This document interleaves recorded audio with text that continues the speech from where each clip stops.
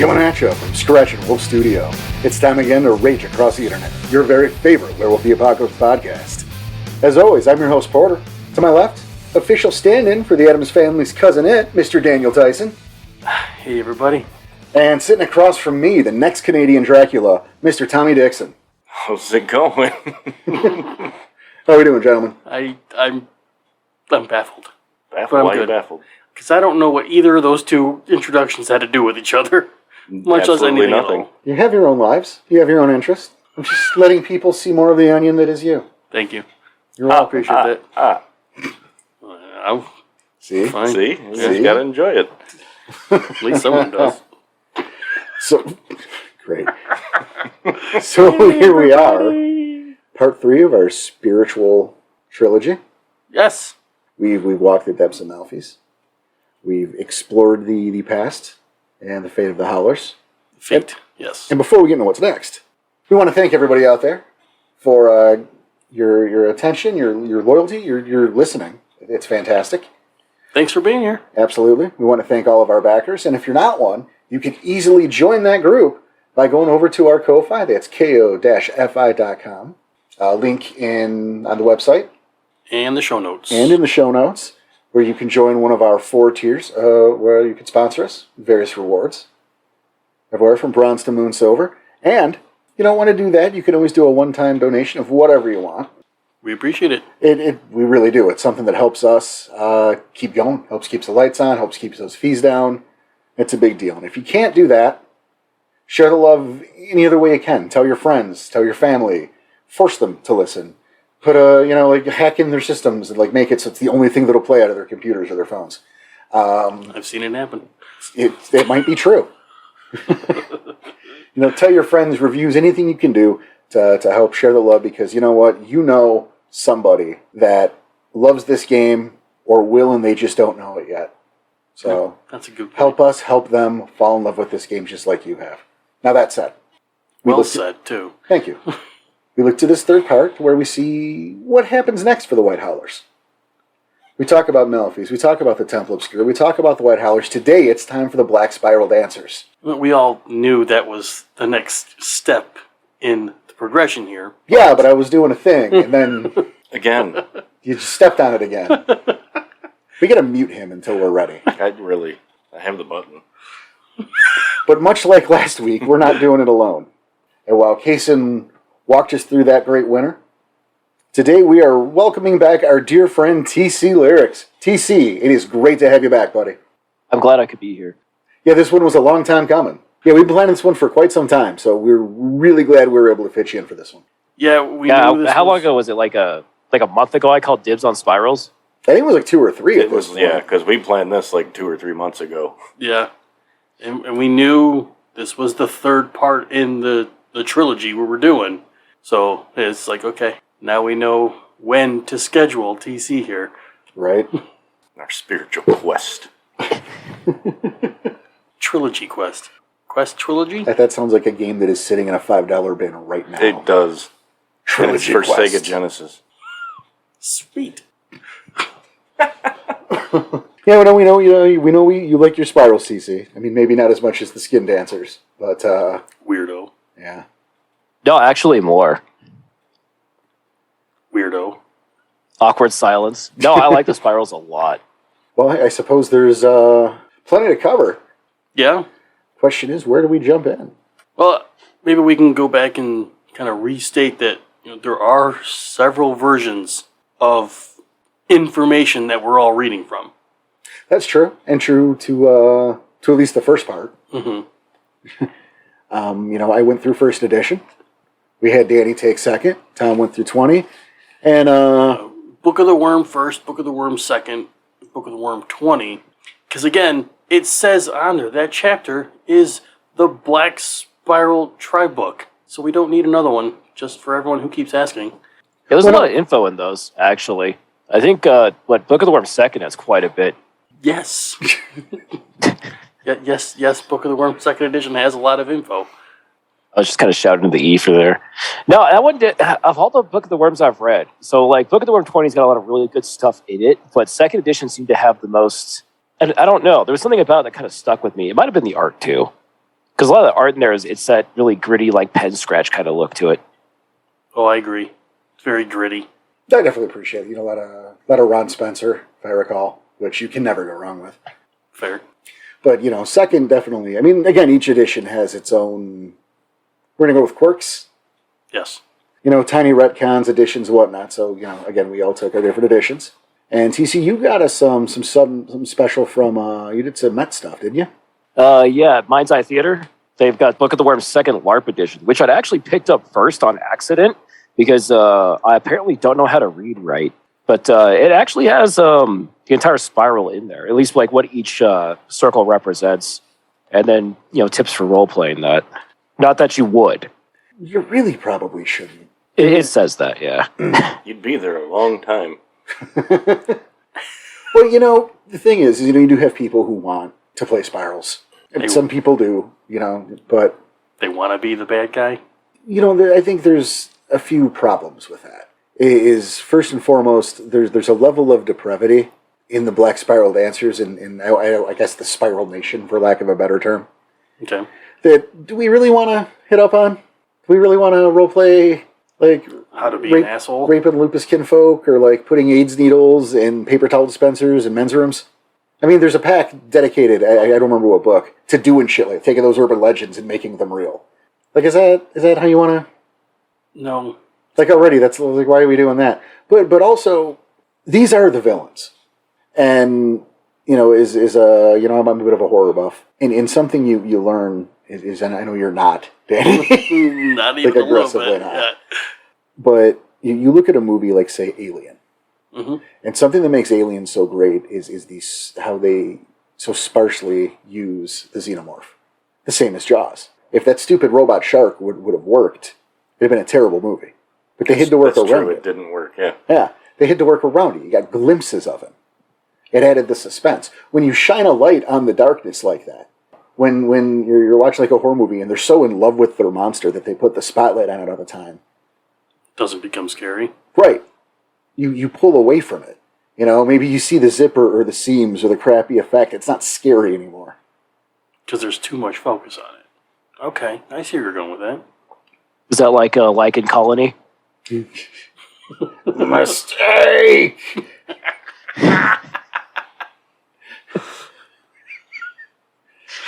It's the worst. I had to. It's the worst.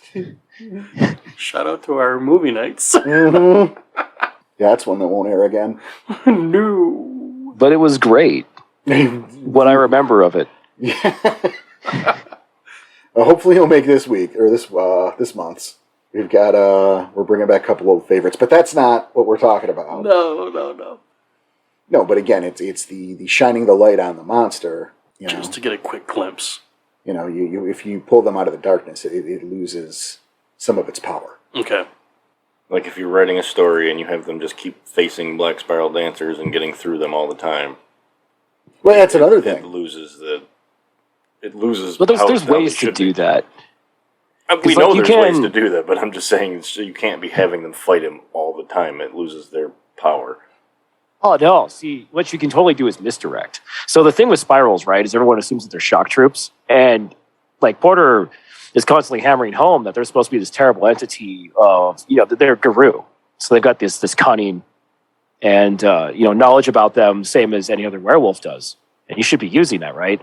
But if most of the werewolves and metis that make it out of the Black Spiral are functionally broken and insane, and they're the ones that they're going to send at the Guru Nation anyway, you can build up that false sense of security with your players and make them think that all they're facing is just simple cubs, or that's all the spirals are. They've got nothing else going on. And then meanwhile, I don't know, suddenly there's SWAT teams kicking in the doors of their kinfolk's home because they're getting raided while they're being distracted. That's an Or excellent Pentex point. first teams.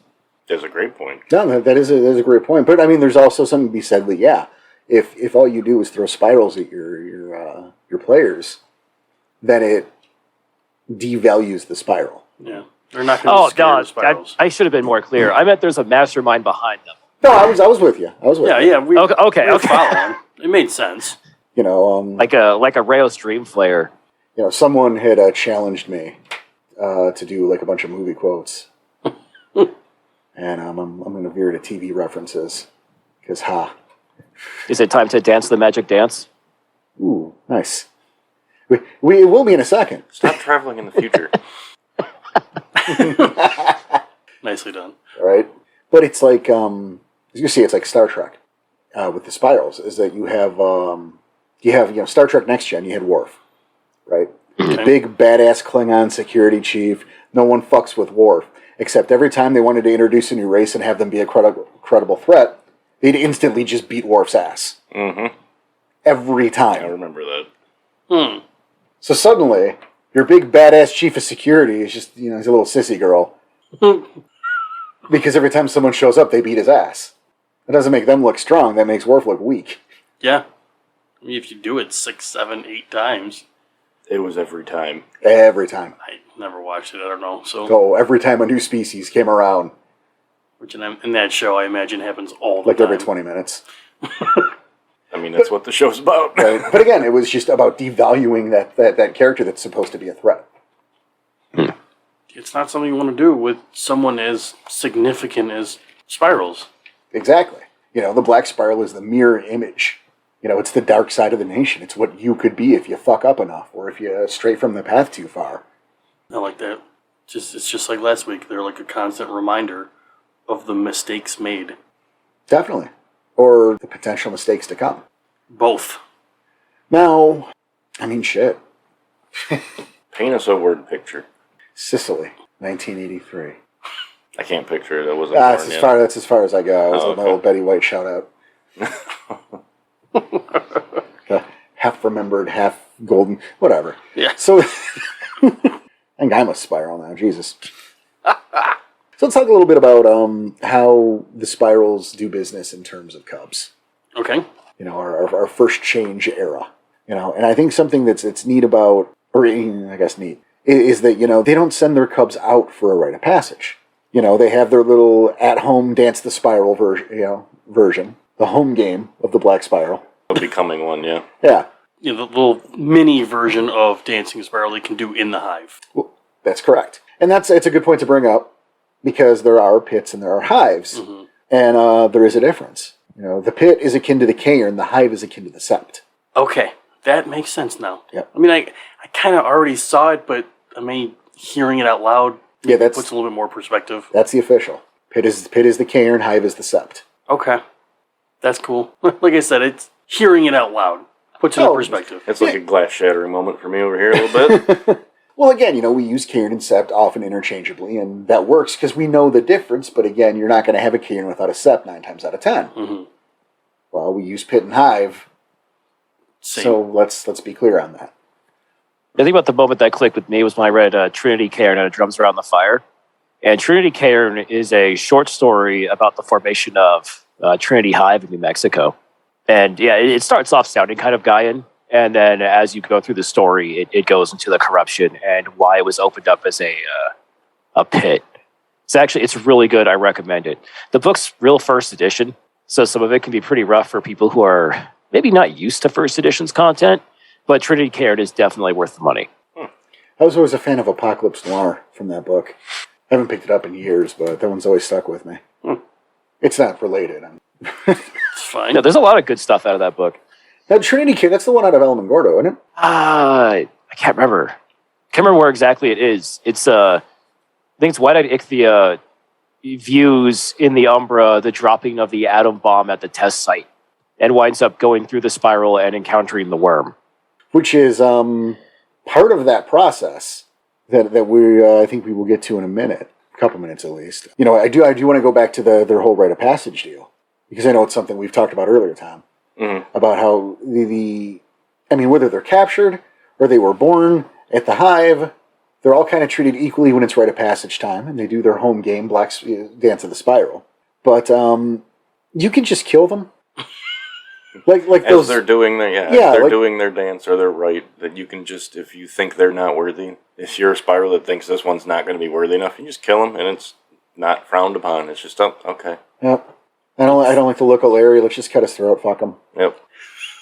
That's the sad part because I get maybe look, he's not worthy. It's not even worth having him keep going. But it's worse than that because it's I didn't like that kid. Never flipped a coin.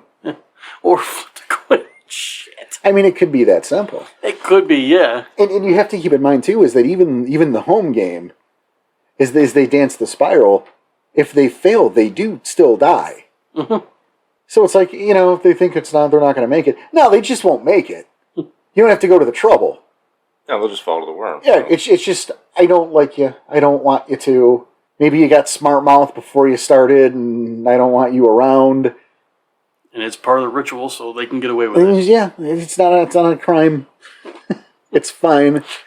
They have, each member of the hive, they're submitted for judgment, which is where, if they want them to die, they can just fuck them off. That's it.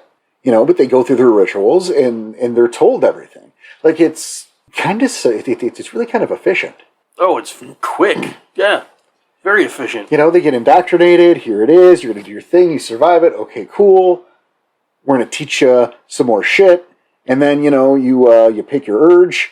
You choose which worm, which, part of the worm specifically you're going to serve. I think what's neat about that, and again, this is, we're talking from first edition, is that, you choose that worm and it demands complete loyalty. If you dedicate yourself to the Beast of War, and the Beast of War says murder your whole pack, you murder your whole pack. There's not a question there. Jesus, and I can see it. They do it anyway, and just say, Beast of War told me to. I mean, maybe. I'm sure that's happened. I didn't like the way he looked at me either. I mean, Beast of War told me to. But yeah, they do their thing. They dance. It's called a totem hole. Phrasing.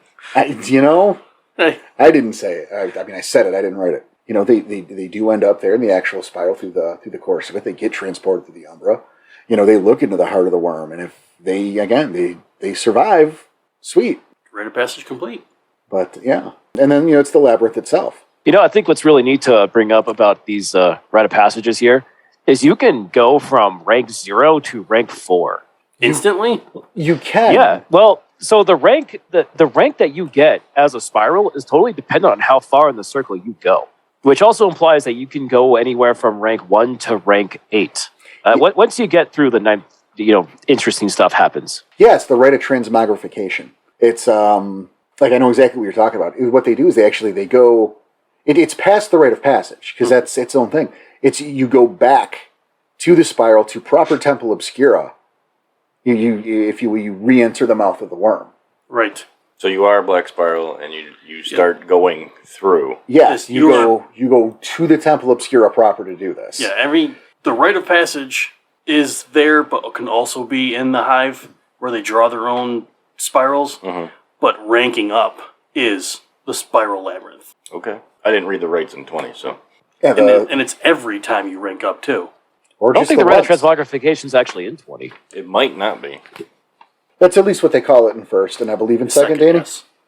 Yes, it's also here, yeah. Sorry, second LARP anyway it is. Yeah, it's both. But yeah, anytime if you rank up the one time, because you're going from 1 to 4, or 1 to 2, and then 2 to 3, and then 3 to 4, it's always the same. You always go back to the spiral labyrinth. Yeah, and you can leapfrog it. So, the first dance is the dance of insight, right? And, say you go through that and you don't necessarily need to come out just yet. You're filled with rage. You go through the second circle, dance of rage. And then, you go through dance of endurance. And you come out. You went in as, a rank 1 cub. And you come out as, a 4th rank. And everyone's like, oh, shit. This guy's actually something serious. And then, And to go through that, not have your mind break. To go out and come through that, still functional is kind of bigly. Well, it's true. And you know what I mean? It's interesting, of course, there are 9 circles of the labyrinth that we know of. Right. According to your edition. According to my edition, that we know of. And to pick up, you said the dance of endurance and the dance of cunning, dance of combat, corruption, loyalty, paradox, and deceit. Oh, those change a bit in 20. What you got? Really? Well, if they base it off of each circle. Right. Do they have names for them? Yeah, but they're rooms. In 20. Right. 20 is different. That's right, They changed it into rooms. We talked about that in the worm episode, in the Melfi's episode. So I mean, yeah, this is let's talk about the discrepancies in the black spiral dance, the dance itself. So you have the room of personal failings. That's your first one. That's where you do the dance, and then the room of rage, the room of anguish, the room of cunning, the room of battle, the room of corruption, the room of loyalty, the room of riddles, and then on the 9th is the room of mystery. That's weird. That's mostly synonyms. Yeah, I like that.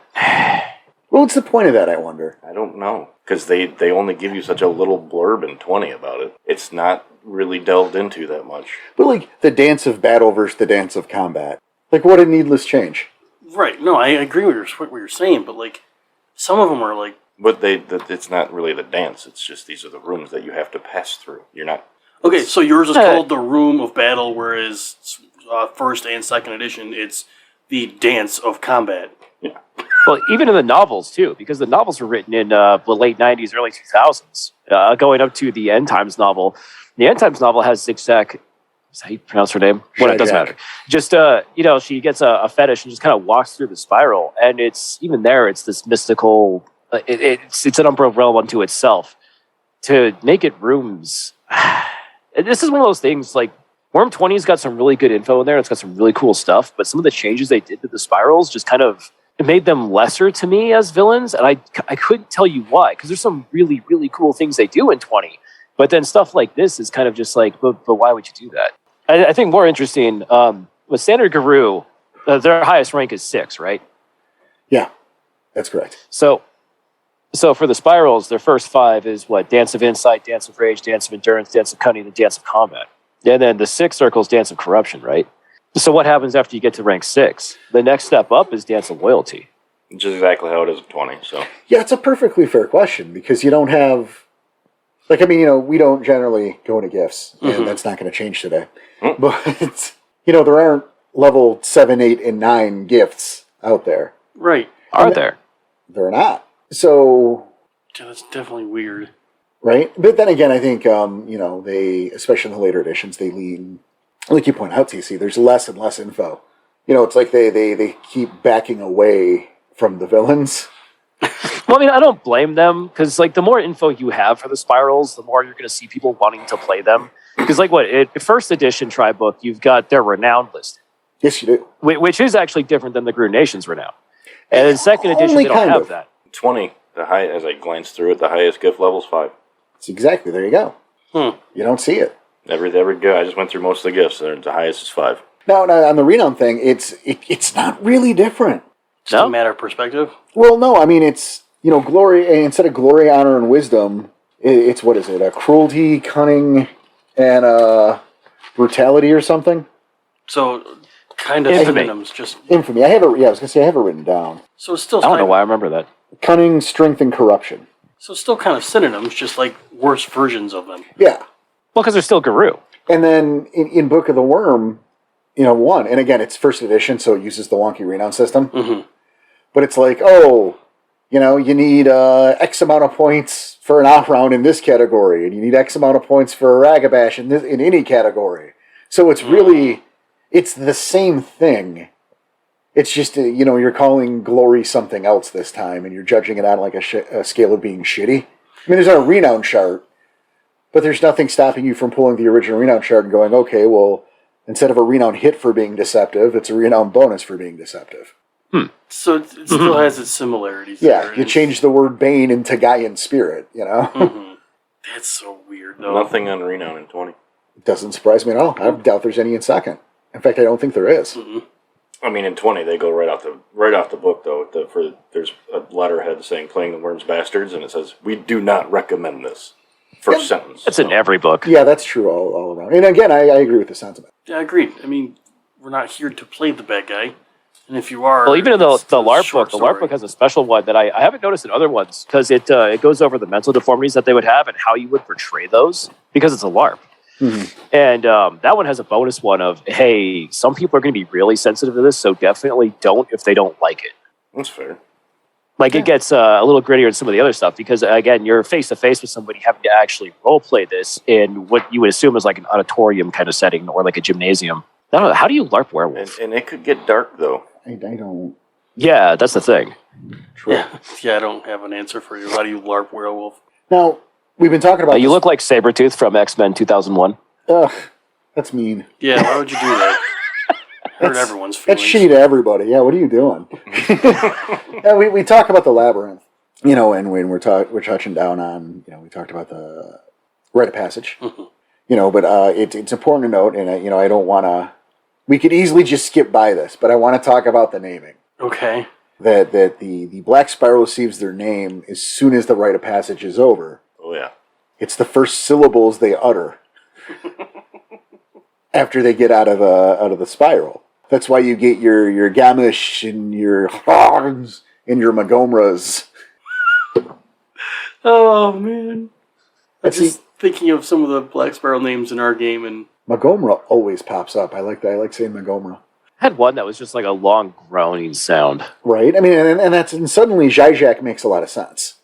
Yeah, well, because it's supposed to be the snapping of her jaws. I don't think I read that. I didn't read that. I mean, Zizek is mentioned in 20. I didn't. Oh yeah, Zizek's in all of them. Okay. She's their. She's the God, what is spiral. she? She's the avatar of the Green Dragon or something like that. But there is a few that can actually come out and speak.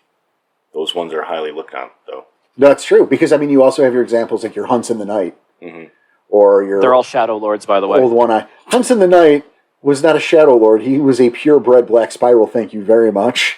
Right, I'm sorry. I'm thinking of the dinosaur crab. what the fuck? You went with Zizek. I was thinking Mockmaw. Yeah, those words, and while they're down there, that makes sense. Mockmaw. And for the record, that is Hikaken, the quote dinosaur crab. Oh, I didn't know. Got a promotion. We talked about him 2 weeks ago. He's the Meljan Incarnate of Fear. Fuck, we did. Thanks for listening to the podcast, Dan. Oh, is he a Meljan Incarnate of Fear? He is. He serves Phobok, the Urge of Fear. I did not piece together that those two were the same, because he's a Bane totem. Well, that's because you haven't heard that episode yet. No, it aired. It did. Oh. Air. It's the Maltese episode. Okay, so it did. Okay. Yeah. My mistake. For some reason I thought they were two separate things, and I don't know why I thought that. Well, they are, because Phobok is the Urge that Hikaken serves. Yeah. Right. Huh. It's easy to confuse the Meljan Incarnate with the Urge that they serve. Yeah. But to tie this back to the spiral, Yes. Hakakin, the Shadow Lord who turned into a dinosaur crab, that is what happens when you cross the ninth circle. Is it? Yes. You get to the ninth circle and you go past that and you become something. One of them became a Malthian, which I believe is number 2. And the other one became a dinosaur crab. Now, there's only 2 spirals who have done that. This is interesting, because this is not true in Worm 1. No? No. Now, Hakaken was a Shadow Lord, became an Incarnate. No mention of him even reaching the ninth circle. No mention of his progress in the dance whatsoever. I didn't know that. Because Book of Worm 2, when it's talking about the ninth circle, it just gives a brief, explanation of what it is, but it also says only 2 spirals have ever passed this ordeal, and the rest were presumably devoured. You ready to hear how badass Hakakin was? Sure. Oh, I'll get you the LARP book here. So he was a corrupted Shadow Lord Arun. His overconfidence in his ability to defeat the forces of the worm caused him to attempt to defeat the Shattered Labyrinth. Dancer legend has it that he danced to the threshold of the 6th circle on his very first transmogrification. So he came out of that rank 6, and then eventually danced past rank 9. And he's one of only 2 dancers who have ever made it to the center of the labyrinth. The experience destroyed his sanity so utterly that he became an Incarnate. Like, he stared into the eyes of the worm, and the worm was like, dinosaur crab. That's what you are now. Wonder twin powers activate. I like you. You've got some gruff. You came in here and you got some balls. So, you know what? You look good with a carapace and some orange stuff. Let's get some butter. Some butter? This is doing nice. Well, yeah. That's how you cook crabs. No, I know. It's why I laughed. An Alaskan king. Hit him with the shampoo. But they feel huge. And this is the grub that got me, is because 20 states 9. 9 and that's it. But all these other editions, you can go past 9 maybe. Right. No. So 9 is like the threshold, and if you go past 9, then you get to the worm. Like, the worm is at the center of it. There's always 9 circles, but it's getting beyond even 5 is incredibly rare. And like, only 2 have managed to, I guess, meet the worm or the worm's mind. It's not super clear on what's there. Well, see, and then again, we go through the change in editions. Because it's clear, first edition, it's 9 that we know of. That they can't prove, we know there's 9. Right. And it's also, despite the fact that Hakaken is in Worm 1, as a Meljan Incarnate. Doesn't explain that he went through the 9th. No. It's only number 2 that has done the 9. Huh. So you have that disconnect there, which kind of bugs me. I can Is see. it because it's always Shadow Lords? Like the Nightmaster? No, that doesn't bug me at all, you jerk. It's that it takes away from number 2. I think so. I think it kind of adds to it because number 2 is they became this thing after Dance of the Spiral, and they're at such a rank in Malpheus that they've got a real presence, and the only other thing that matches them is a freaking Bane incarnate. Now let's just run with that for starters. Number 2 is the Worm's number 2. That's why. Yeah. That's why. He's poop. Great. And What? He's the shit. so what do you expect? great. He outranks Hikaken, which seems odd to me if they've both achieved the same that same feat. But also we have the mystery of number 2, which again it's our third part. Yep. I'm talking about it. To identify number 2. And that's such a big deal.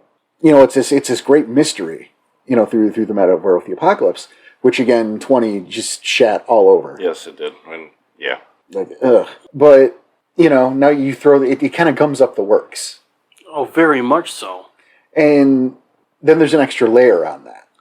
Now that we threw in that there's a second one in the 9th circle. Well, now maybe there's a third. Oh. Because, and I guess now's the time.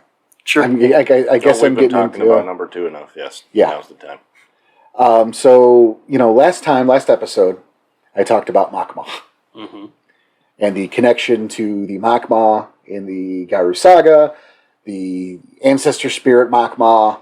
Right. And the fact that, again, through the Chronicle of the Black Labyrinth, we have pretty well pointed at Makma and gone, this guy is probably number 2. Probably. The evidence seems pretty good. Right? However, Chapter 4 of Chronicle of the Black Labyrinth introduces Flavio. And now, again, I'm not going to get too deep into this because this is this book. If you've never read it, it's pretty heady. It's kind of... There's a lot to unpack. Fantastic. I recommend it. No. It's definitely great, and you should read it. But to really get into it, that's almost its own episode, and it might be its own episode later. Oh, I recommend. Yeah. So I will say Chronicle, Chapter 4 introduces Flavio, and a thinly veiled conversation about dancing the spiral. Okay.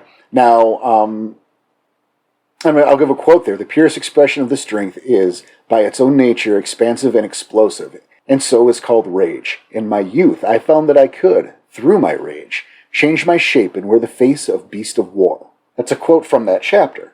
Now, in the notes for that chapter, because you have to keep in mind this is a meta book. Right. This is a book that is on a shelf in a library somewhere hidden in the world of darkness. World of Darkness, right. Right. So there are notes in each chapter that correspond. So you go to chapter notes, and it's noted that the statement affirms Flavio to be one of the, quote, true dancers. And it goes on to, and again I quote, identify him with the ruler of Malpheus, the only possible source for the document's most secret degree of knowledge. So on the surface... Oh, yeah. It tells you right there. Yeah, Flavio's number 2. Flavio's number 2. He's the ruler of Malpheus, and we know number 2 one is true the dancer. Yeah. And this whole chapter is talking about, okay, but now I call bullshit. Okay. See, I call bullshit because I think it's a pretty thin dot connect. And there's nothing to suggest that everything in that chapter is true. More to the point, earlier in that chapter, it suggested that, in the notes, that there's a lie going on about a position in the hierarchy, and I'm saying the black spirals, these are my words, not the words used in the book, to obfuscate a level of knowledge and to garner support and interest. It's not directly correlated, but if this is bullshit, why can't this be bullshit? Moreover, we all know that number 2 wanted all the copies of the thing destroyed because it contains information leading to his true identity.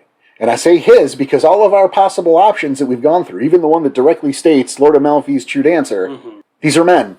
It says right there. It says the he. I don't care what Werewolf 20 says. You call number 2 a she, you've ruined this whole mystery.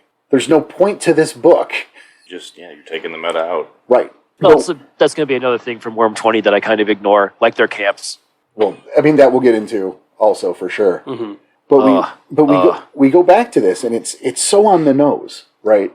To just state it like that. Yeah. It feels to me that there's no way that a spiralkin like Frater II, the guy behind all of this, has this knowledge. You're talking about behind this as in who wrote the Chronicle. Yes, the Chronicle of the Black Labyrinth, yes. This all came from Frater II, a spiral can. Right.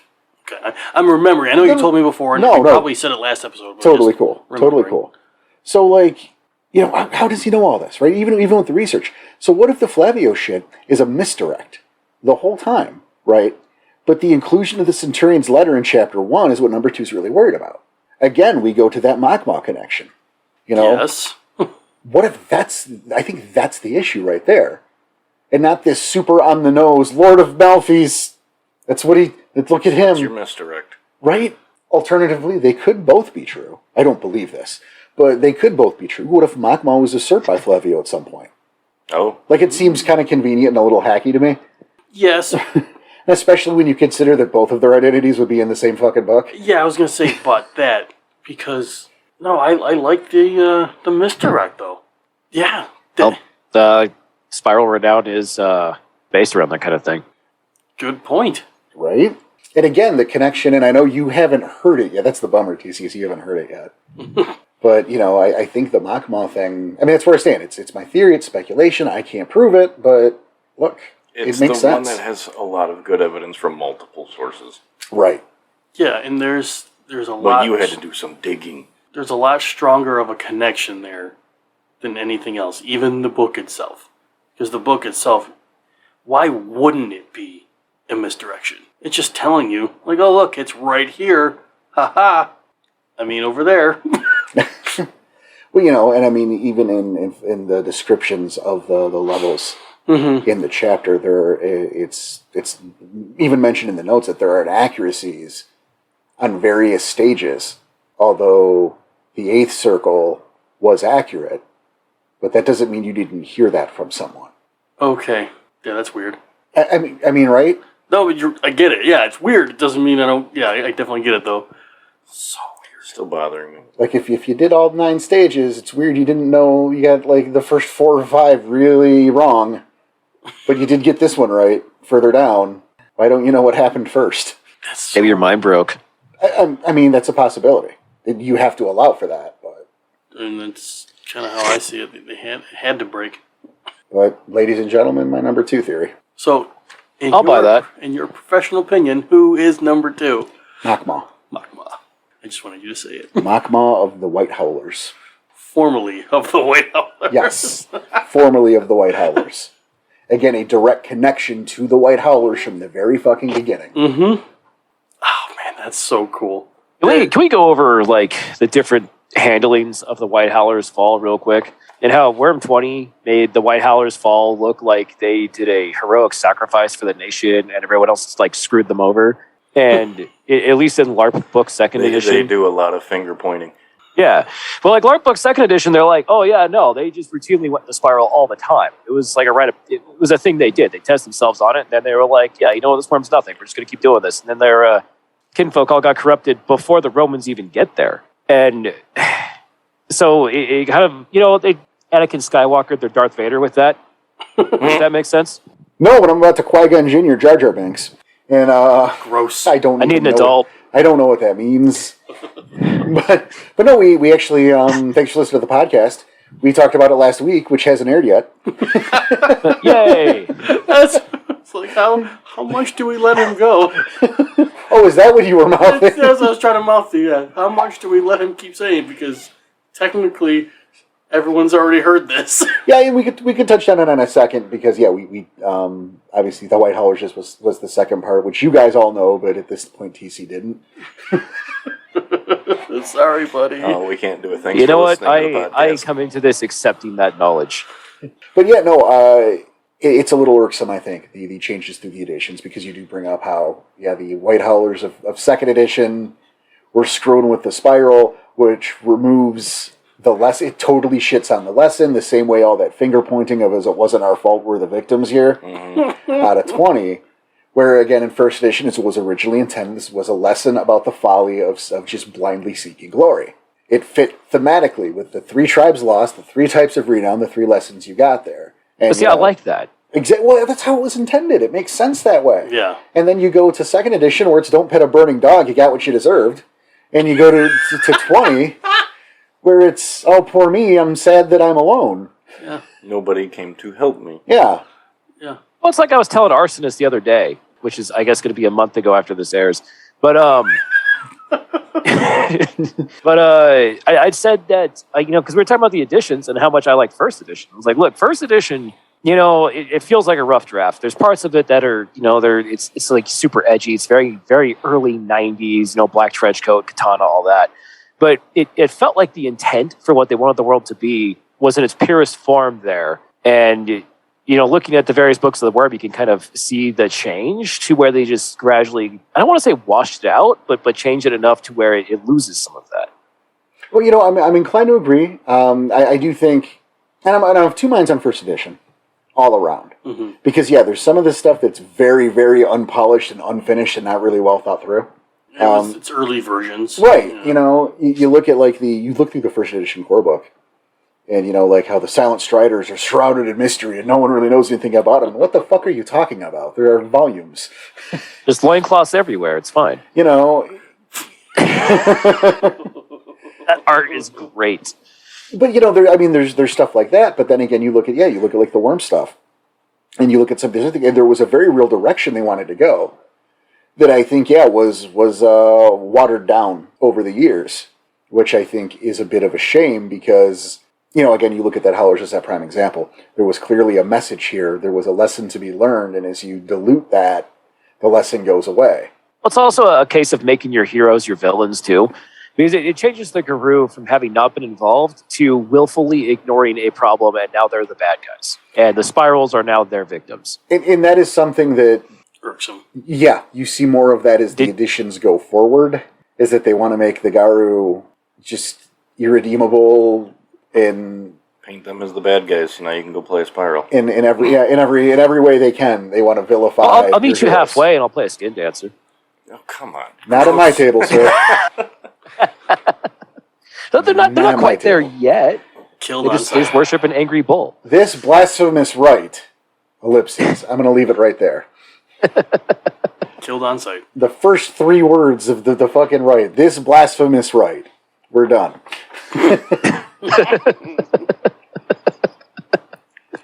Sorry, I had to. Yeah, no, I know you did.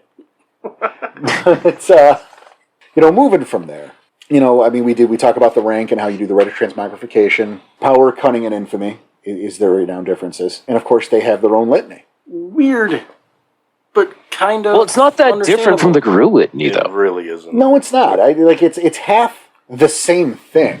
About. Serve the worm in all its forms. Beware the territory of another. I like beware, by the way. Mm-hmm. Give safe passage to those of other hives. Slay those who will not join you. Respect all who will not serve the worm. The veil shall not be lifted. Do not suffer thy people to tend thy sickness. Leader may be challenged, leader may not be challenged, and ye shall take no action to cause a pit to be violated. And again, we go There's with some that. slight differences in 20. What you got? One is, I find this, indulge your desires. Okay. All that is not forbidden is permitted. They steal the first share of the kill is the greatest station. Still use that one. That's funny. Respect the strength of the mighty. This spiral awaits those with open eyes. I just like the sound of that. That's a good one. It's a very lengthy one, so feel free to go look that one up, guys. I think that goes with the overall change of the tone in Spirals in 20th as well, though. Because they have a very different flavor when you're reading their style in 20th versus when you read them in 2nd. No, that's very true. I mean, even I think a lot of the philosophies shift as well through the course of the editions. Oh, I want to jump into that, but I'm holding off. Well, we'll circle back around to it because we're still talking litany and all that. Yes. I figure we get through the informative shit, and then we get to the fun speculative shit. And Yeah. Yes. So let's hurry up. We finish on dessert. That's right. You eat your fucking peas first. Anything different over there in 2nd edition for litany-wise? I mean, it's almost verbatim for first. Okay. It's serve the worm in all its forms. There's a couple of the different, and it's only barely different here. Mm-hmm. Respect all those who serve the worm. But yeah, like I said, it's mainly verbatim. But the do not suffer thy people to tend thy sickness. They take that one so serious. Oh yeah. That stops being a you should do the right thing if you can't contribute. And turns into we're gonna do it. Yeah, we're doing this. We're doing it for you. Yeah. This shit is gonna happen. Nope, And like a fans lot are of us are getting in on it. Yeah. Because it's fun. Exactly. Yeah. He's gonna fuck you up. It's some black spirals are actually so insane that they pose a threat to the security of a hive. In this case, they are either made Ronin or torn limb from limb. Probably the second. More than the Yeah, first. more. I do like that the whole "ye shall take no action that causes a pit to be violated." So they'll bring prisoners to dance the spiral and make them black spirals, right? Well, they'll make them. I guess it has to be. You have to want it on some level. Like if you don't want it, they just kill you, right? But if you take a Gaigaroo, you cannot do that right in the pit because they're still an enemy. You're causing it to be violated. Yeah, you're bringing enemy agents into the cairn. I wonder if they ever try that. Like there's a stargazer that like brings that up. Aren't you breaking your litany You're right gonna have now? to let me go. You're violating your litany. It's crazy. And they would just kill them. I don't know if you'd like the result of that, but No, but someone had to try it, right? I'm sure someone Hence did. why the litany And of course, exists. it's a stargazer. I feel like it'd be a stargazer. The most Maybe it's dangerous. maybe it's a child of Gaia. It's the most dangerous alternate form of spiral dancer. That's a call forward. That is a call That is a call forward. Oh, I love it when that Enjoy that in a few weeks. Well, and of course, spirals as Garu, they also have their totems, and we know a bit about that from last week. But I thought I'd run down what was offered in first edition. Okay. Curiosity, then go back to second as well. Flip those pages louder, buddy. I mean, I too am flipping pages, so don't feel bad, Danny. Mine's right next to a We microphone. can't hear yours. Right. All right. So of course we've got Whippoorwill. Have to. Yeah. He's the main totem. he's the totem of The black tribe. Dancers. Yeah, the tribe. And like Whippoorwill's awesome. The write up here sucked. Really? Yeah, it was so disappointing. And it's funny as the ban is that it bans its bastards from harming any bird. Yeah. Same thing in 20.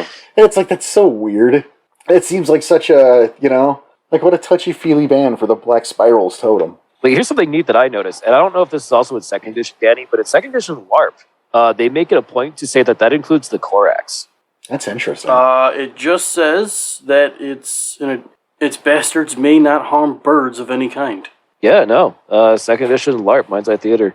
Yeah, it includes the Korax in that list.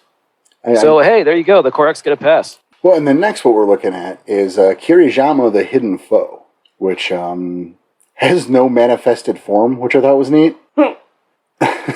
For a second, it was can only materialize in the physical world as a faint shadow. See, I don't have that. In fact, I don't have that either. In fact, it speculates that some believe that Kirijama doesn't even exist. Yep, that's how it is in 20. So they went back to it. I kind of like that. That's awesome. What I like the ban is that its bastards can never become famous, making it hard for them to raise in rank. Oh. And many circumvent this by gaining renown and then disappearing from view for a while until they're forgotten. I mean, that's a nice workaround. Right? Like, I wonder if that's, that could make for a great foil. A recurring villain, for example, who serves Kirijama. Son of a bitch. And I'm just saying it's true. It can make a good... Oh, wow. Where's my tinfoil? I'm taking that. I might take that. I wonder if they know something. I wonder if these guys here know a character that might possibly be affiliated with the Hidden Foe. Where's my tinfoil? It's crazy. It's crazy. You don't need tinfoil for that one. No, you don't. Of course, next we have the Green Dragon, and we all know about the Green Dragon. Yep. And here's a cool thing, is because we talked about this last week with the Howlers. Mm-hmm. But in Worm 1, it specifically says, and I quote, "With its green fiery breath, it scorches the earth." Green fire confirmed, gentlemen. Yeah. Not in 20. Green fire confirmed, first edition. Not in 20. Oh. It just says toxic flames in 20. Same with second. First edition confirms green flames. Yep. That's a point for first edition, and I think we all know it. Yeah, yeah. we're taking it. Yeah. Yeah, I'm taking No, it. we're going with first I mean, the editions. LARP says its rage scorches the very earth, so I feel like that's similar. Well, no. Well, again, he hasn't heard it. So, Right. but no. Followers of Green Dragon can breathe fire. That's one of the traits here. Three times per day. Yep. In second That's still a edition, it's thing. the same as 20. It's Yep, still a it just says toxic flames. Except, yeah, it specifically says green in I- first edition. Which means you know that's balefire. That's what So you we're just spit we're in calling napalm. it, goddammit. It's balefire, damn it. Yep. Actually, I was thinking about that too, because we know balefire is more like a napalm. Mm-hmm. So I think that's a cock and a loogie. You're right. Blah. I mean, it as opposed to breathing the fire, you just hawk that up, and that's the balefire. What if you sneeze? Wasn't there a gift where you throw balefire at people and you kind of just spit it in your hands to throw it? I think you can do that anyway. I mean, Well, I mean, they can, you, yeah, but like if you can do if you can call balefire. Of course, next fine. we You didn't need that fur anyway. I mean, it's true. If you're throwing balefire, look. Next we have bat, which again, first edition had a really dumb write up, which no mention in the Kamatas, but of course they weren't invented yet. I was gonna say, was it because of the time frame? Oh yeah, they weren't a real thing yet. Okay. You It was have a simpler to sleep time. upside down. I was about to bring that up. Yeah, is the band "You Have to Sleep Upside Down"? Michael Keaton was a black spiral dancer. So second edition, at least the LARP. Danny, feel free to correct me if it's different in normal second edition. But each pack that follows the bat, they call it the bat, must breed and keep a small family of bats and devouring insects with them whenever they feed, and they must also preserve the veil. It's pretty close. Pack must breed a small family of bats. When these lovelies feed, the werewolves must also devour insects they have gathered. Bat bastards are also fanatic about preserving the veil. Without it, their element of surprise is lost. So Tom and I, we got the can't harm bats, have to sleep upside down. Yep. So fucking weird. Which again, Batman '89, Michael Keaton confirmed Is a black spiral dancer. Because he's sleeping. Because he's upside So you got upside the down. Spiral who just had like a hard day, kicking crippled orphans down flights of stairs and goes home to their bat garden and feeds little like fluffy creatures all day. You almost said Batcave. Here you go, Mr. Nibs. Here's one for you. Fluffykins, this is yours. How was work today? I was a little stressful. I was hurting babies, but it's okay. I have a few more bats. Gonna How is that relax. stressful? They can't fight back. Oh. Sometimes people watch you and you get stage fright. I'll take it. He did think of that one pretty quick. That was I'll take good. that one. Now next, check this out. Hakaken, Heart of Fear. He's expensive. And yes. And if the name sounds familiar, once again, it's because he's the Maelgin incarnate in service of Phobok, the Urge of Fear. Your Tyrannosaurus crab hybrid. Which has an awesome picture in 20. Yeah. That was a picture. It's a great piece of art. Yep. And yes, was an Ahroun Shadow Lord Oh, nice. who was corrupted by his pride. I mean, he did the thing. He said he was going to dance it all the way down to the worm, and he did. And he looked at the worm, and he Said, got scales. "Boog it out." Boog it out. Why not? But that's not according to first edition. That is second edition. Second, according to legend, he danced to the threshold of the sixth circle during his transmogrification. Right. He later advanced to the center of the abyss. Once he survived this final quest, the experience destroyed his sanity so thoroughly that he immediately became an Incarna. And yes, almost verbatim of what TC said earlier. Yeah, I was getting deja vu. That's good. From there, I've got the Dark Fungus, which is just thoroughly disappointing to me. You have such Why? a good name. But, you got the Heart of Fear, and the Hidden Foe, and a mushroom. Well, here it says, for a second, it gives him an extra name. It's the Dark Fungus. His mycological majesty.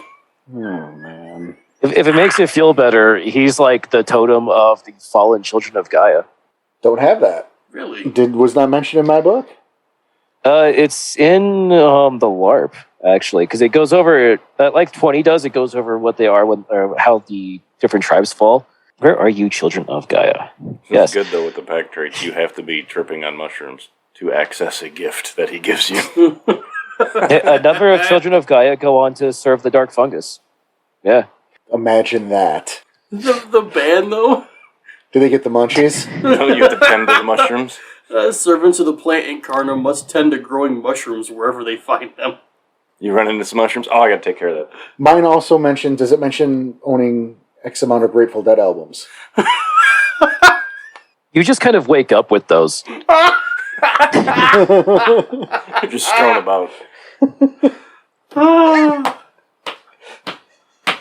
Your fur also at gets least a the little next one tie-dye, has a but it's good okay. name. I give a props to both you and Porter there, TC. That was well done. Some good teamwork on that one. Wow. Now, next I'm looking at Relshab, the Faceless Eater. Mm-hmm. He's pretty gross. You know, Bane encounter that manifests as a huge man-shaped form covered in rolls of flesh, which crawl and ripple in sickly waves. Where its face should be, there's only a mass of fat. Its right arm is a tube which it uses to consume its prey. It can suck nearly anything in and digest it in its stomach furnace. It's almost the same here. It's worded a few different words here and there, but it's almost the same exact thing here. I was honestly waiting for for the yes you did or something. It's actually a little different in the LARP. So it appears as a huge anthropomorphic hermaphrodite covered in rolls of flesh that crawl and ripple in sick waves, right? Now in the back, it's hard to say which is more appalling, its hungers or its sexual activities. Oh, Yikes. Oh, yikes. Hey, you know, I'm gonna Yeah, so I was reading this and I was like, my God. that's in the LARP. Yeah. Yeah, That's what they want you to LARP act has out some in, like, rough the stuff park in where it. the kids play. Oh my god. So weird. Yeah, just stop banging the ground. You can be the totem. Yeah, one of the traits is Don't bring us up in the police report. one of the traits, if the bastard can humiliate her victim through perverse sexual activity, she can reduce his willpower instead. Yeah, they got rid of that in 20. I can imagine so. Yeah. I didn't. I Yeah, don't that's think I in had it second. here. Yeah. It's weird. interesting that we have these changes, and to an extent they're pretty sweeping, even when they're minor. Mm-hmm. Like a minor change is still sweeping ramification, and then how a lot of it is doubled back to first edition for 20. Mm-hmm. Yeah, it's very Well, weird. like first edition is kind of simple, right? And then second edition's like, let's ramp up some of that spiked collars 90s edge, and then we'll bring it back around in 20th with maybe this was a little too far. That's pretty close. I suppose, but at the same time, I think it's funny that to go, hey, we better dial this back, and you dial it back to The part that was the worst. First edition. arguably, yes. It would be like going, man. Things aren't very equal today. Let's bring it back to the 20s. Oof. Like, is that the era you want to shift back to? Nope. I stress again, I read this LARP book first before I read the proper Book of the Worm second because I misunderstood what I was buying. Because I just went on Drive Through RPG, what was this, like 2012 or 2014 or whatever, and just typed in Book of the Worm second, and I was like, oh, cool, because it was the first one that came up and bought that. And then I read it, I was like, there's no art in here. And then I learned a lesson. In this totem, all I see is the sin of gluttony, which is why me and you talked about this a couple days ago when we were going over how they finited this as 9 layers, 9 circles, whatever. Mm-hmm. I feel like they're pulling a lot from Dante's Inferno. No, I think definitely. Oh, fuck. As I've read through these books, I'm like, this is Dante's Inferno, but in Werewolf the Apocalypse. I could see that. Yeah, I think there's a pretty solid correlation there. Nicely done, Tom. Ow. Well, We'll relax next time. I didn't even think about it, dude. That's awesome. Now, I got one more, So do I. I'm imagining it's the same. and it's a bit of a bummer to me. Oh, okay. And I'm gonna do my best here. Gulug, the Dance of Corruption. I was thinking Gloff. There's that hyphen in there, so. No, it's like Gluff. I like that. No, I'm gonna go with it. All right. Now, it tells me that little is known about the origin of Gluff, although its relation to the Nexus Crawler is self-evident. Yeah, I'm not thrilled about that. Goloth manifests as an ever-changing ball of horrors, continually forming and reforming vile shapes, and will frequently spawn jaglings and gafflings by budding them off its manifested form. Some of the most powerful creatures that Goloth spawns are Nexus Crawlers. This is a huge bummer for me. They switched it in 20. Cool. They switched it in second. Well, let's see what second Yeah. says. Because Gloff. What was her... It was just Gloff for first? No, it's Dance of Corruption. That was Dance of Corruption? That's what I said. So for here, it's Dance of Corruption or the Jeff. Demon Goddess. Oh. Or Jeff. Or Gloff, Jeff. Chris. Everybody is. Gloff, Chris, the Demon Goddess. Got it. I can roll with it. Manifests as an ever-changing ball of shifting energy. Continually forms and reforms vile horrors from her anatomy. Some worship her as a tainted fertility goddess, claiming that she is the mother of all banes. Which links back to our Howler episode. Mm-hmm. And I wish I could remember the name of that damn totem before she was corrupted. Was it Gloth? No. In fact, Is that the Howler Tribe book? yeah. That was creepy. He picked it up as you said that. Yeah, that was really weird. Are you? What did I tell you about the watching cameras? Look, sometimes I just like to sit outside your window because I get lonely.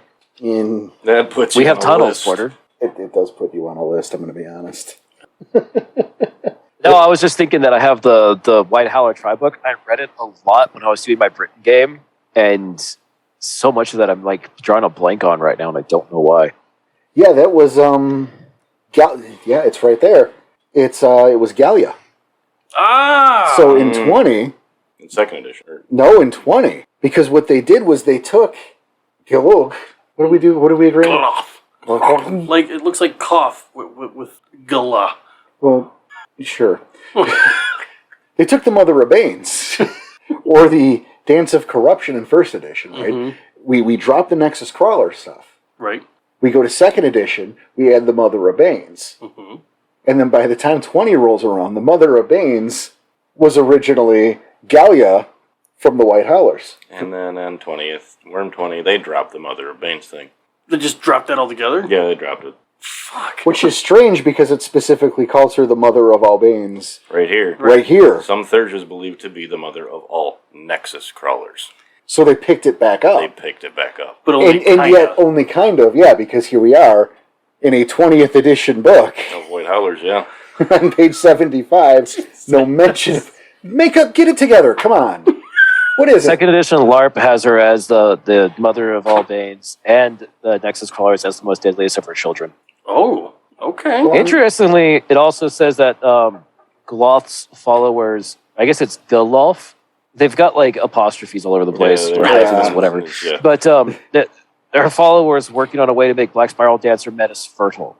Yeah, if I Yeah, would have so kept that's reading, cool. Second, yeah. and for a second, if I would have kept reading, it's towards the end of it, but it's the most powerful of her spawn are the infamous Nexus Crawler Guardians, who eagerly enact their mother's bidding. So, Yeah, the so things they're that following fall a off of her plan. in 20 are just Banes. Hey, here's the thought, and this was the thought that I mentioned earlier, off air, breaking the fourth wall.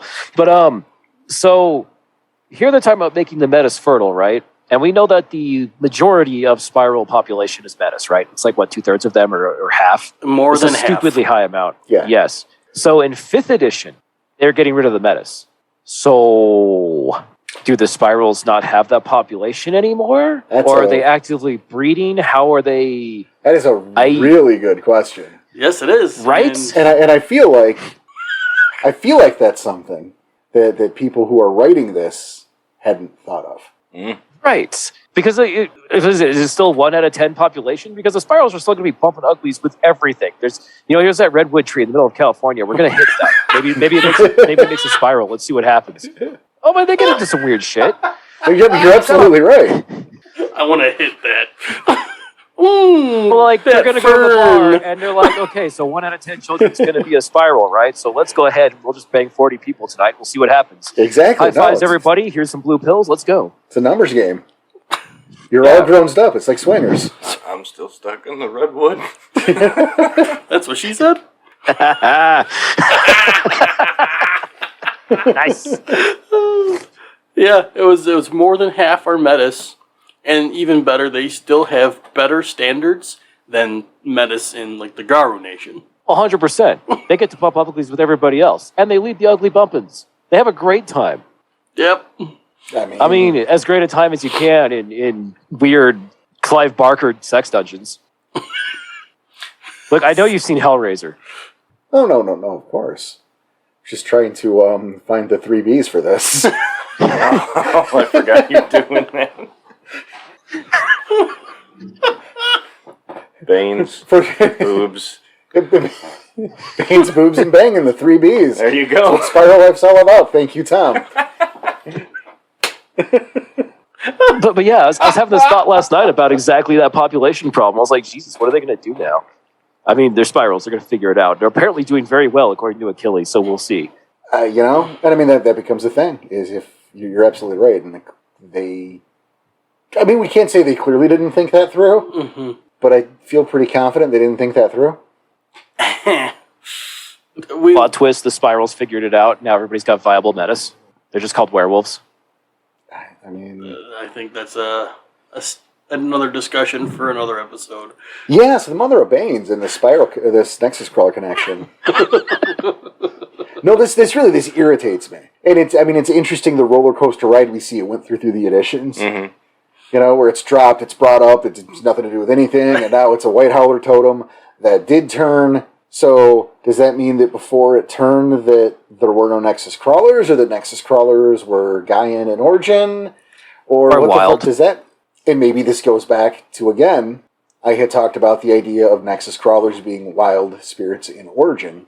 Yes, and then maybe that ties that together. I like it. Well, so like their thoughts are supposed to be alien, right? Like the other one of the worm's minions don't understand what the Nexus Crawlers are about. So what if they're following her direction? I mean, that's entirely possible, but I've always looked at with their reality-altering powers, and the fact that they are so alien that they're capable of anything. They're extremely fucking random. Wild. Which are they though? Are they random, or did they only look random to people who don't understand? Well, that's like perfectly there's talking fair. to me where like maybe it makes sense, but I'm sure for 90% of the people listening, I sound random as hell. No, but see, that's the thing. That's perfectly fair, but that could be true of the wild as well. That we just don't understand how it works, and so we envision it as random also. Yeah, we look at the Melfies, and we talked about how You have the wild fonts. the wild fonts, and how that could very possibly be where they came from, the origin, and you've had that, I guess, plot seed in your head that what if the whole entire time here, and now it's making it all viable, real possibilities. Yeah, what do you do about it? I can admit that maybe I want this to be true because I had that theory. I'm accepting that. But if there you are plenty add... of dot connects here. Right, you add the fact that Mother of Banes used to be Galia, a White Howler totem, then maybe. It doesn't necessarily disprove anything. It doesn't disprove it. It doesn't prove it, but it gives it... I don't know. It gives it a shred of truth. Interesting question. Do either of you three have alcohol or caterpillar? No. Okay, so let's go over Caterpillar first. Caterpillar is a totem of corruption. Now, these are in the LARP, and I've only ever seen them in the LARP. Caterpillar... They're not in regular second edition, Book of Worms second edition here. Oh. So Caterpillar devours all life set before him. His followers commit acts that drain the life and hope from those whom they victimize. Those whom they victimize then victimize others in turn and spread their pain along, continuing the cycle. The followers of Caterpillar are required to spill their own blood during each moot rite rather than someone else's. Caterpillar will give his followers rights of survivor and right of the false memory, and both of those are extremely terrible. In his ban, Caterpillar's followers are not allowed to help anyone who does not serve the worm. They may not commit any act of kindness unless it's a direct lead into an act of victimization. Now, do they evolve to Beedrill or Butterfly? I'm so happy you remembered those names. It took me a I would second. say Beedrill because they're wasps. Okay, Fair. works for me. Now, But Alcohol, Caterpillar which is do one that I Butterfree. like. Yeah, Alcohol is a totem of cunning. It's a tiny kit. It's an Arctic fox kit. Small enough to fit in a person's outstretched palms. His fur is bone white. His eyes are milky jade. Yeah, milky jade. There's always something a little wrong about his behavior. His emotions never quite fit the circumstance. At times, Alcohol exhibits a childlike mischief and deviousness. At others, he displays a cold, calculating cunning. He cycles back and forth between these moods over the course of hours or even minutes, and he expects his followers to outsmart their opponents. He looks down on those who win battles through strength rather than smarts. Therefore, his followers tend to lag in glory. So he gives his followers the gift 1,000 voices and grants them a willpower trait as well as the mental trait creative. But his followers tend to get bipolar disorder. I could see His that. ban is that they may not solve a problem through sheer strength of arms unless other options have been exhausted. Interesting. Yeah, So it's like this little, twiggy fox that just sits on your shoulder and tells you awful things, and then slowly just makes you like bipolar. I thought it was really neat. I don't know why. It just reminded me that there was something unique in this book, which is why I selected to read through this. no, good call. Yeah. Now, I'm not asking you to go searching for it, but is the gift of 1,000 voices, is that right there? It will be. Gifts of the Worm. He said that. It will Madness be. Induction. It was like a prophecy. It should be because it's a LARP book. Distract Gifts, Blood Omen, Smell Fear. 1,000 voices. Dancer creates small, minor illusions, primarily sounds, howls, and footfalls, but some shadowy apparitions and faint scents as well. The Dancer spends 1 willpower trait to activate this gift, and it lasts for a maximum of 1 scene. He may create only as many illusions as he has permanent willpower traits. I assume that means dots. Now, supernatural senses respond unexpectedly to these illusions. Enhanced hearing may struggle to find the sound of footsteps, while enhanced smelling may become overwhelmed by the stench of old blood. The Dancer must remain hidden for this gift to work. If he is spotted, the gift fails. Interesting. All right. It struck me, and I was okay. Well, so we got back to talking about building, not get back to rather, but we talk about building spirals as enemies, right? And how you don't want the shock troops because it lessens them. So you take that cunning werewolf that Porter likes to push forward for them, and you give them this totem for their pack, and say you do not quite deliverance, but maybe wrong turn. So your pack's going through the woods and they're looking for something that's missing, and you have these wolves that have this gift hounding you, and then they're always going to be emotionally wrong too. I mean, I can see why they cut the bipolar thing, but I think the rest of it's fucking brilliant. But yeah, so right after this, it goes over how to roleplay all these, and then it says maybe don't do this at all. So it's please, maybe some people aren't going to like this at all, and it's best if you just don't, but ask permission first. And I was like, you guys went really hard in this book, and then you just said not to do any of it. Maybe it was some editing afterward kind of thing. I mean, it's probably a good call, especially for your table. And again, you're not expected to be playing spirals at all either. So, more mystery the better. No, I agree there. Yeah. Now, I mean, you already did it. I was going to say let's move on to building, but sorry. That's cool. I'm just the host. I was on a thread. I had to. That's what the show's about. So no, but implying we have structure here between you and Danny, man. It's been a rough day for them. It has been a rough day for me. Sorry, I'm getting kicked in the teeth left and right here. I'm not doing anything. I'm just airing my birthday. Does it really? No, I'm helping. Okay. I gave you the 3 Bs. you did. Good job, Tom. The latest edition of the 3Bs. But no, this is definitely, I wanted to pivot there in terms of playing your spirals, because, yeah, there are the mindless, drooling, we're going to say shock troop versions, and you can have those.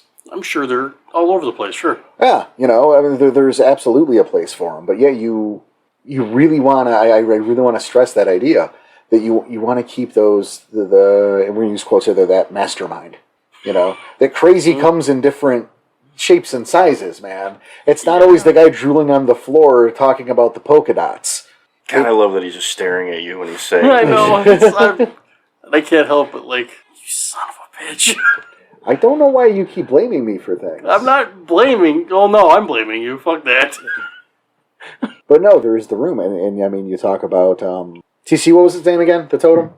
Alcohol. Are we talking about the fox? Thank you. Yeah. Yeah, alcohol. It's AUCOL. I don't know how to pronounce that. Uncle. You're doing fine. Uncle, sure. Yeah, Alco sounds right. Close Alco, enough. Daniel Tyson. Close enough. Bane of my existence. But You're welcome. yeah. Yeah, he's a little twig on your shoulder. All right. But Alco, that's a great example. It's a great visual too, with him on the shoulder like that. But yeah, you're right. That's a great totem to use for a recurring antagonist, and that's something that I really want to stress here too, is using spirals. It's easy to throw them out as it's the threat. I just need some enemies real quick. Here's a couple spirals, but it's such a misuse of them, because these are the reflection of the Gyro Nation. It's again, we talked about it at the top of the show. It's the dark side, The corrupted version. yeah. You should assume. I mean, running into a spiral should be a scary fucking thing. Number one, because where's his pack? Number two, because You can do everything you can do. assume that he can. He Yeah. gets to spend rage. He gets to spend gnosis. He gets whatever things he picked up in the hive, and whatever shit he might still retain from before. Assuming there was a before. Mm-hmm. Use a quick, easy monster. Use a Scrag. Yeah, make some Famor. Cool, that's fine. But you want your spirals to be a scary thing. They should never be something to just be kind of thrown away. And again, with a recurring antagonist, yeah, create something. Make sure they have a brain. We talked about that they do the dance and then they choose which urge to serve. which head of the Hydra that they belong to. Factor that in. It's a big deal. If their totem is Hikaken, have him be about instilling fear.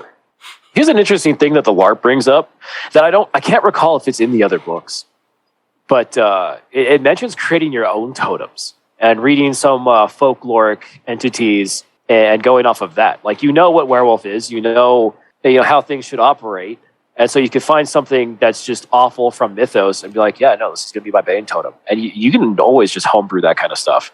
No, I think that's a spectacular idea, especially considering the small amount of totems we're given. Yeah, we went through every single one of them. Yeah. And again, that's through every edition. Mm-hmm. That was all the totems. That was it. Now, we go back to the reoccurring antagonist here. And yes, there's the joke here, right?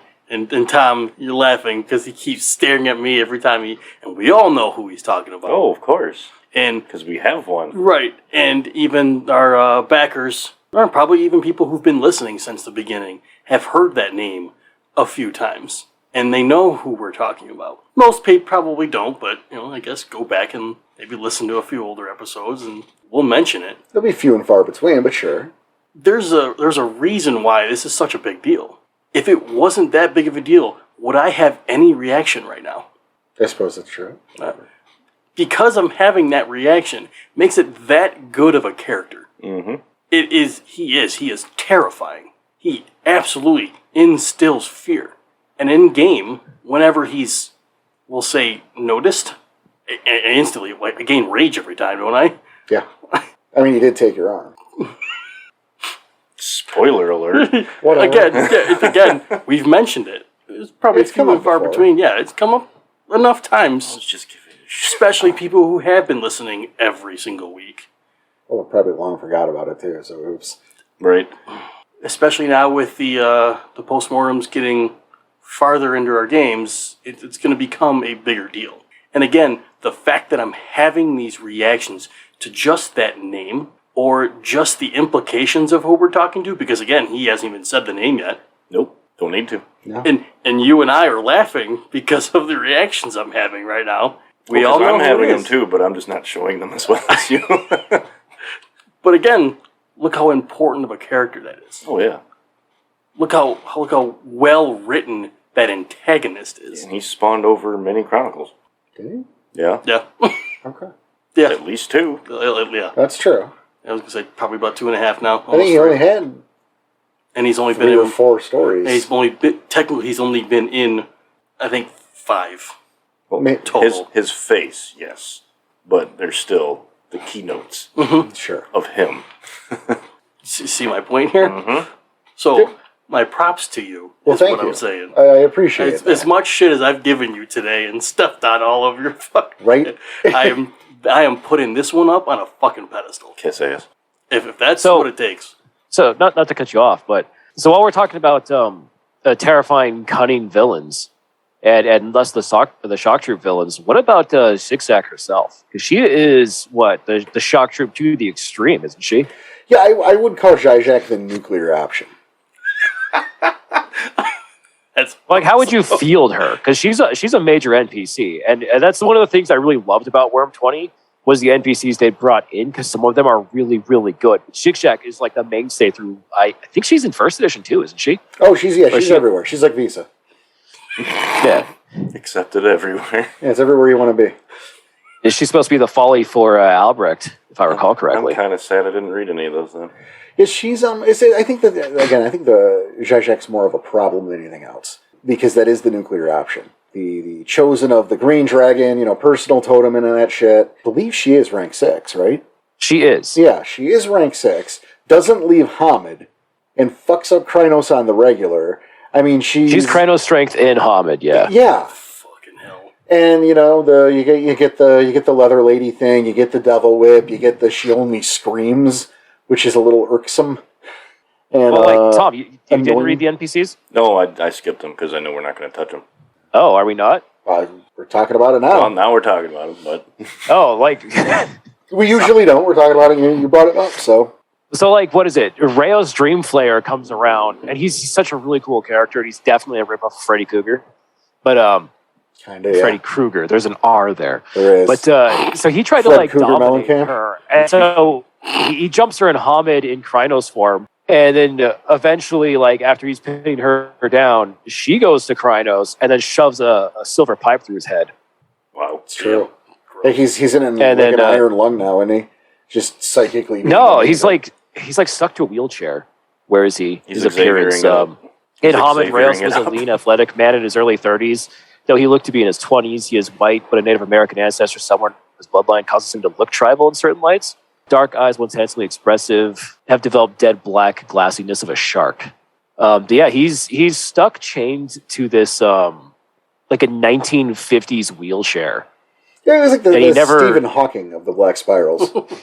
Well, kind of, but he only ever appears in Krynos too. He doesn't really appear in humans, so he's this Krynos werewolf, like chained to this wheelchair with a hood over his head, but he can move his chair without touching the wheels, and he's got the ability to reach into people's dreams. Because I guess having a silver pipe shoved through your skull makes you able to just, harass people in their nightmares. Well, your memory serves. They went to go take him out because thou shall not suffer thy people to tend thy sickness, and the room got all Evil Dead.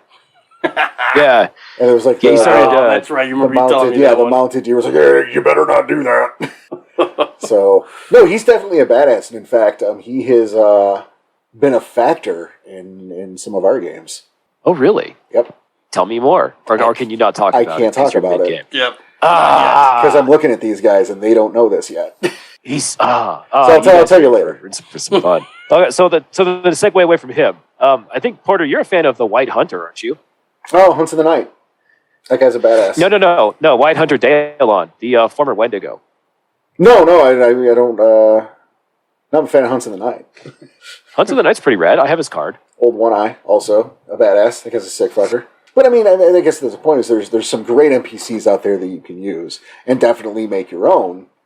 But when you're doing that, make sure you're factoring in. They choose an urge.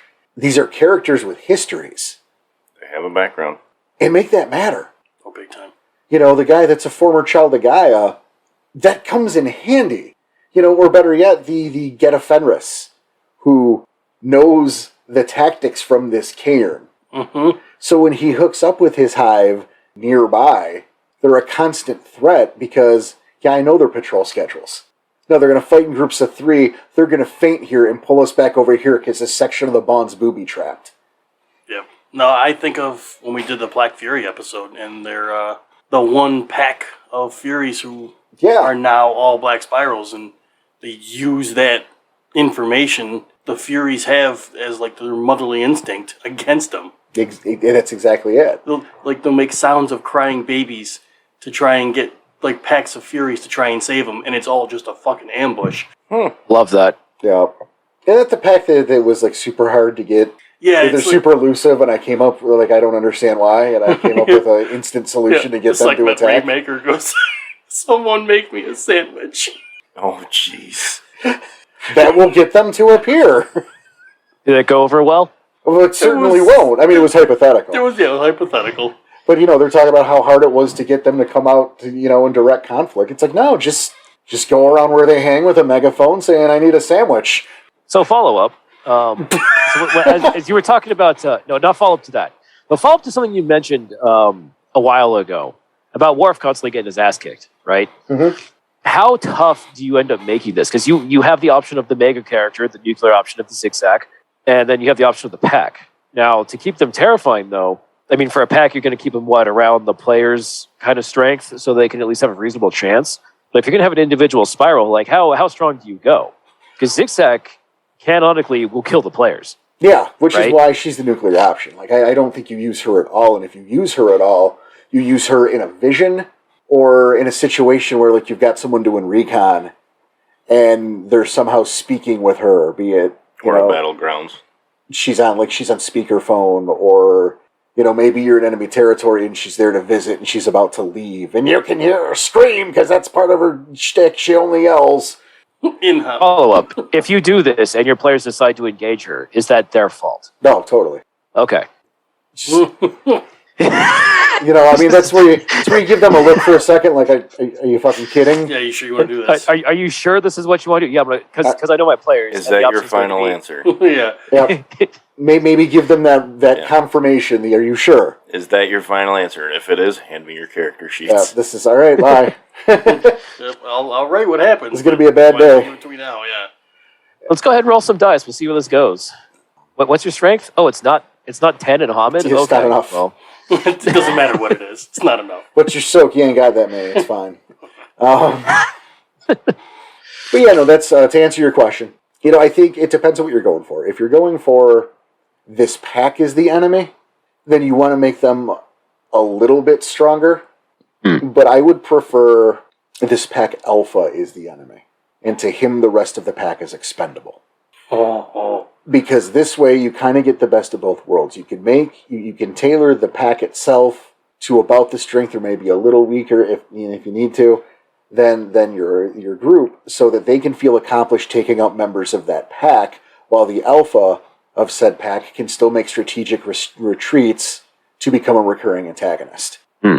Now, this way they don't feel like they're just spinning their wheels against this enemy pack. I say in quotes. But again, the real threat can throw his minions at them as human shields while he fucks off to, screw with the group another day. you see, this reminds me of a visual from Rights of Renown 2. There's a great story in there called The Straw Death. And it's about this older Fenrir female, because we call them Fenrir, not the Get. It's the proper name. And she's hiding under a car because the rest of her pack got ganked by these spirals. And she's thinking about, she doesn't want to die now. She wants to live. She wants to see, her family, her grandkids, like that kind of stuff. And the whole time she's going through this, and then she eventually takes the glory option because Fenrir. But the whole time she's doing this, the spirals are stalking her. And they're kind of taunting her, and they're whistling to each other the whippoorwill noise, as you do. Yes. I love advise that people visual. to have that on hand. Cool idea. It's great. I played that for my players in the Britain setting, and only one of them was from the South, so the rest of them had no idea what it was.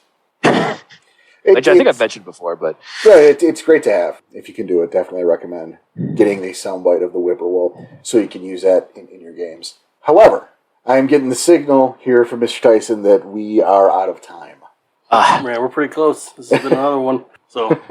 So we are going to have to cut it short there. TC, so glad to have you back, buddy.